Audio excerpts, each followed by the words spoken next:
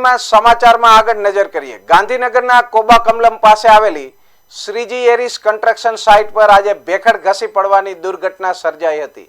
આ દુર્ઘટનામાં 3 મજૂરો દટાયા હતા, જેમાં રાજસ્થાનના ડુંગરપુર નિવાસી 30 વર્ષીય અજય પરમારનું મોત નીપજ્યું હતું।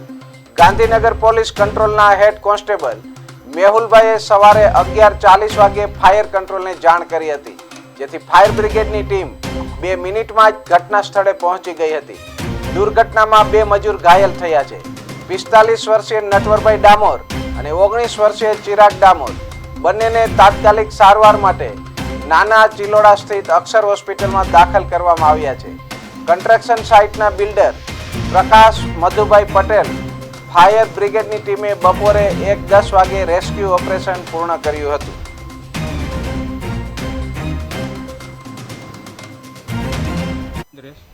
અને સેફ્ટી નેટ બાંધતા હતા અને આ ઘટના ઘટી છે અને ભેખડ ધરી ગઈ છે 10-10:30 ટાઈમે। શું નામ છે? કઈ સાઈડ છે? કોબા ગાંધી। કેટલા લોકો અહીંયા કામ કરતા હતા? 3 જણા એમાં હતા અંદર, એમાં 2 જણા બચી ગયા છે, 1 જણા એક્સપાયર થઈ ગયા।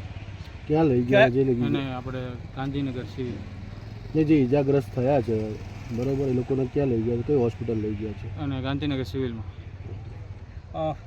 કેટલા વાગ્યા ઘટના બની હતી અને તમને ક્યારે જાણ થઈને? હું તો 12 વાગે આવ્યો હતો, પણ એ પહેલાં ઘટના ઘટી ગઈ છે 10-10:30 આજુબાજુ। એટલે કેવા પ્રકારની સેફ્ટી નેટ બાંધતા હતા? આપણે જે આ રીતે સેફ્ટી નેટ બાંધી છે ને એ રીતે સેફ્ટી નેટ બાંધી। મજૂરો ક્યાંના છે? મજૂરો ક્યાંના છે? મજૂરો રાજસ્થાન। કેટલા દિવસથી અહીંયા કામ કરતા હતા? મહિનો 1.5 મહિનો થયો છે।